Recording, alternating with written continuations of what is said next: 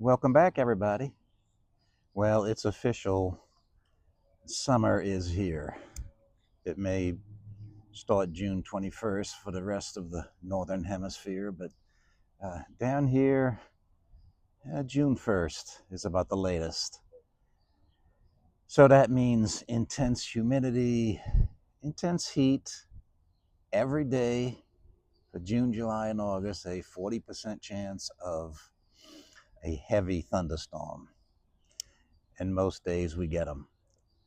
But it's also an exciting time. In this heat, we can grow things like watermelons, which do great with all that rain and humidity. Uh, Pumpkins, which are a little more of a challenge, but we're going to keep at it. Eggplant, cantaloupe, zucchini, squashes. So there's a lot to look forward to. So we're going to keep our cool and do the best we can in this summer heat.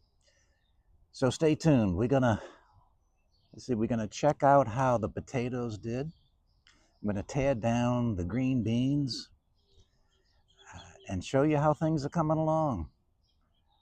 Melon vines, the corn that I planted 2, 3 weeks ago. So don't go anywhere.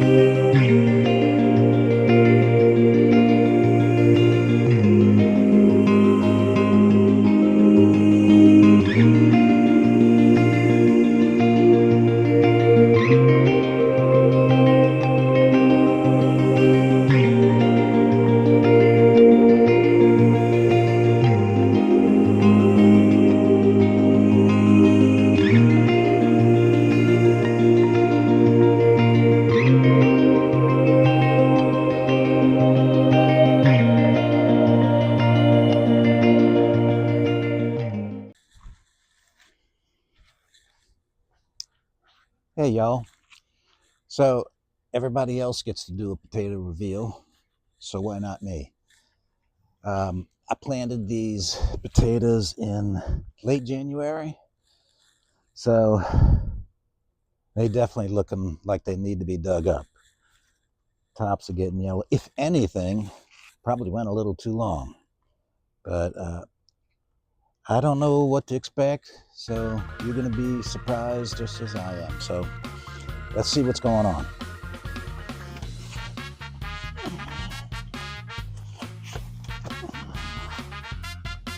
All right.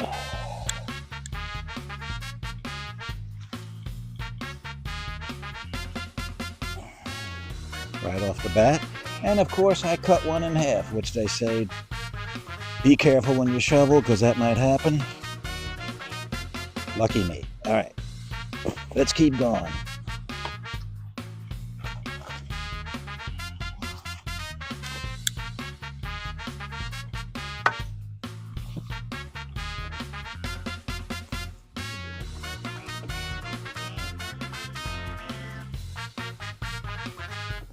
Well, we getting a few.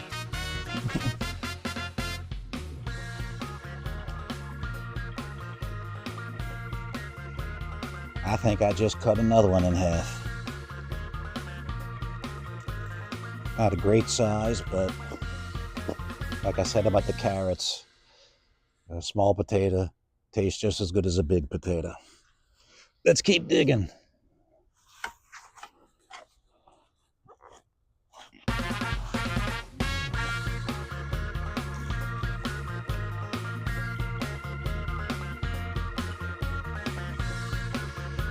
Maybe I cut them in half when I planted them. I don't remember doing that, but I must have, because every plant I pull up has a half a potato.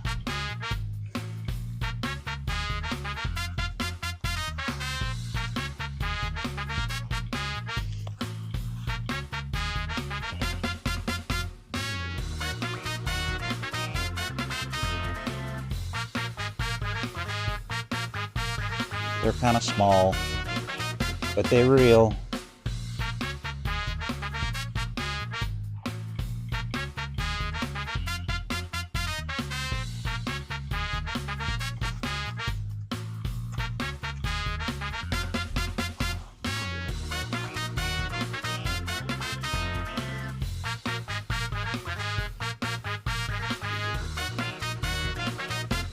Getting a few big ones.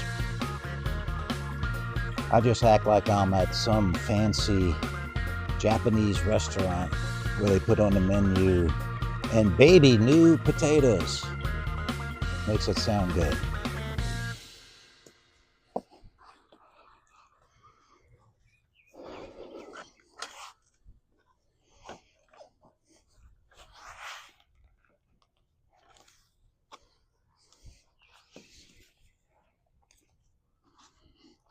The numbers are good, not so much the size, but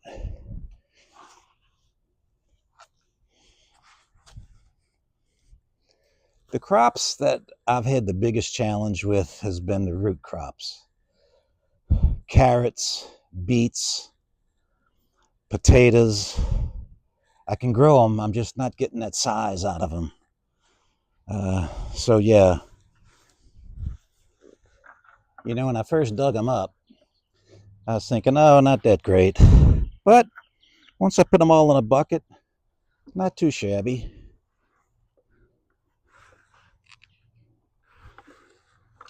Just for one little bed. After all, I'm not trying to supply McDonald's Corporation for their French fries. Just trying to feed us a few suckers. So, yeah. And knowing it's from my backyard, it's all good. Maybe next time I'll get every one of them will be this size. But size isn't everything. All right. Thanks, y'all. Hey again, y'all. So, this is going to seem almost like a sacrilege, but I'm going to pull these green beans up. But let me explain my thinking. We have got almost literally a truckload of green beans, and I have jars and jars of quart-sized jars that I have canned green beans, and I've given so many away. So I'm looking at it first as they have done their job. I should be picking them while I'm talking to them. Also, I need this trellis. I need this bed for phase 2 or 3 or 4 of the growing season. Got a lot of pumpkins that I'm going to grow this year. I'm going to try. So I'm going to need this trellis. I'm going to need this bed. So, you know, I really want to thank this vine here. And, you know, I got a couple in here that I'm definitely saving the seeds. But I've never had any trouble with green bean seeds, whether they my own from the store. They just grow. They're like a weed down here. So here we go.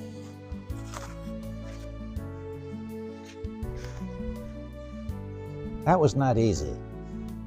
Not as easy as it looks. Every one of those plants, I mean, was wrapped around several times each square. So I had to get it all. It took a while, but now I'm going to get all of this cleaned up. I'm going to clean up this bed here and go on to plant something new. Pumpkins, and we'll see what else.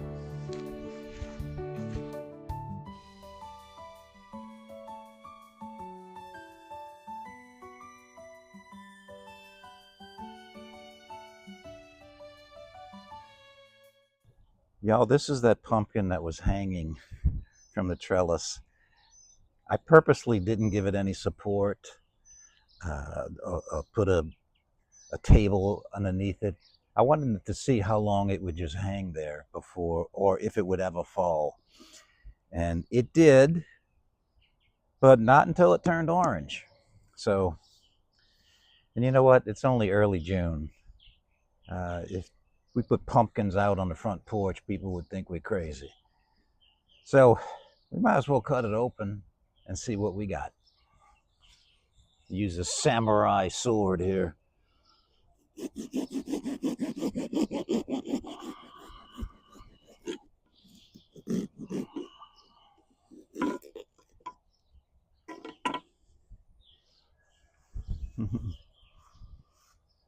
It's a pumpkin. Now they say that jack-o'-lanterns aren't necessarily the best eating pumpkins, or not the sweetest. I mean, they're bred to be jack-o'-lanterns, but we can still do something with it. I see 1,000,000 seeds in here, so maybe we'll gather the seeds and roast them. But still, that's 2 nice jack-o'-lantern pumpkins that we produced here, and most of the fun is just growing them. So there you go.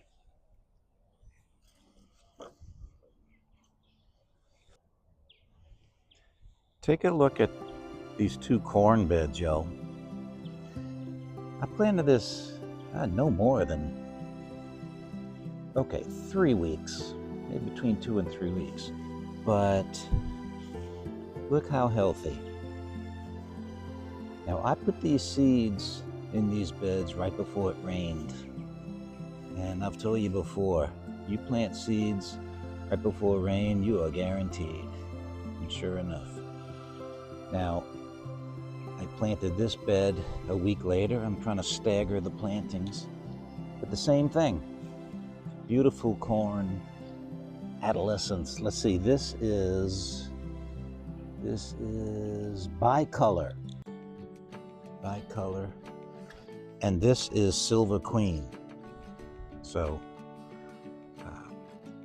it's been my experience that a plant that's looking good in its young age is going to do well when it produces. And you know, I've struggled with corn, believe it or not. And the way these are looking, I think we're going to have a great harvest.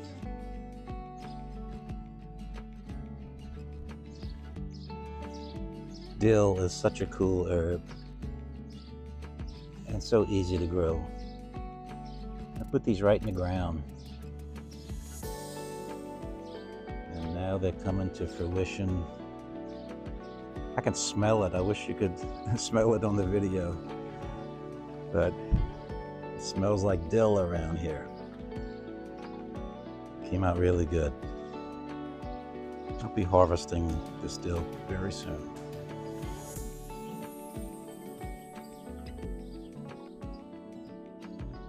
With all this rain, the watermelon vines are just exploding. And they travel. Becomes a challenge when you're trying to cut the grass. We actually have a nice moon and stars going on. Can't wait. This is the bed where I planted the satsuma tree, which is also looking good. So this is an orange tree right there. So this is a good bed, nice and fertile. There's probably some baby watermelons up in there. Yep, I see one right there. Let me see if I can get it.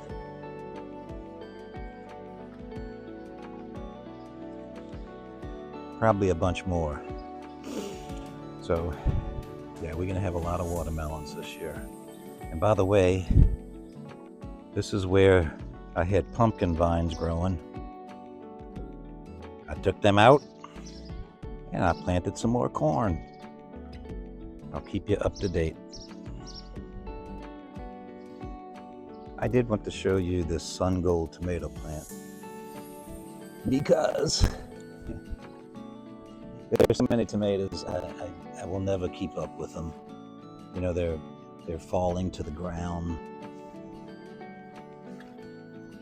I heard that Sun Gold was prolific in its production, and I will now vouch for that. Beautiful. You can see where they get their name. There's a golden hue to all of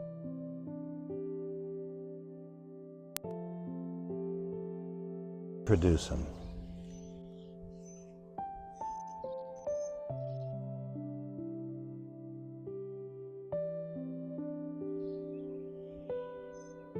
Y'all, I would love to say that I've been harvesting blueberries. Oh, they've been harvested, but it's the birds that's been harvesting them. This thing was covered. And look, it's my fault. I didn't cover it up. So, it's a beautiful plant. No wonder we got so many birds around here. It's a feast. They got everything they need. Well, maybe next year I'll put a net over it. This little rectangle a month ago was a bare piece of ground. A tomato plant sprouted on its own. I got 2 basil over there, and this is Romanesco zucchini. I just harvested a couple of spears. I wish I could show you. We got one growing right there. They're very nice. They got stripes on them. And I also have some celery growing.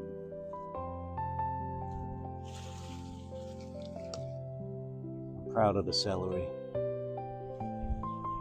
It's a challenge. The seeds are so tiny, but you can do it. That's the basil I was talking about. So yeah, this little section here, quite productive. Over the years, I have put a lot of compost into this, I'll call it a rectangle. So I'm not surprised that it's doing so well. Look at these banana peppers, y'all. And one reason I'm showing them to you is, look at this one down here. Starting to turn red. I have been told, not everybody agrees, but I've heard it and read it a couple of times, that every pepper on earth will eventually turn red if you just leave it on the plant long enough. I have found that to be true. And sure enough, I'm going to leave them on here and show you. I bet you these banana peppers turn red eventually. Speaking of red peppers, there is no video I make that would be complete if I didn't film the rabbit of the day. Actually, multiple rabbits. This looks like a young guy. I'm not kidding. I think we have a family of rabbits. They big, they small, they in between. Boy, they just make themselves at home. They don't do any damage. Anyway, go for it, little guy. Let me turn around and show you this. This is exciting. Bell peppers.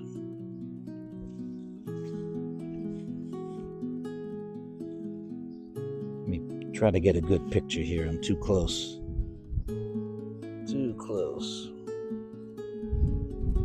They turning red. This is from seeds that I have saved. I mean, my guess is California Wonder, but I've just been saving them, and so they're very acclimated to our climate. By the way, look, more banana peppers starting to turn red. Sun gold tomatoes. Let me go ahead to the trellis here. It's a Moon and Stars watermelon that, as an experiment, I'm trying to grow up the trellis. Of course, it's growing out also. And these are the 3 pumpkin plants that I put here. There's that little guy again. So far, so good. And then over here, beyond the... Go ahead, little guy.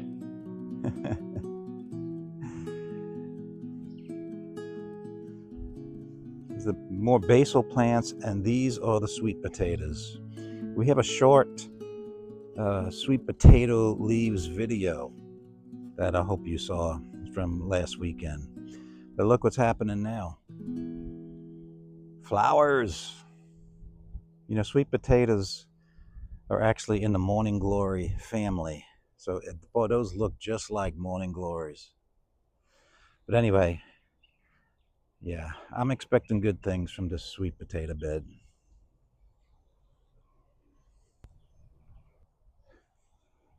Well, there's a couple of hundred other things I could show you, but I'm going to wait for the next video. In the meantime, thanks for watching. I'm going to end you with some scenes from old Madisonville. We're a little inland from the scenes I'm going to show you, but Madisonville's on the Tchefuncte River, which feeds right into Lake Pontchartrain. A lot of boats, a lot of sailboats. So until next time, thanks y'all, and bye from Mike in Madisonville.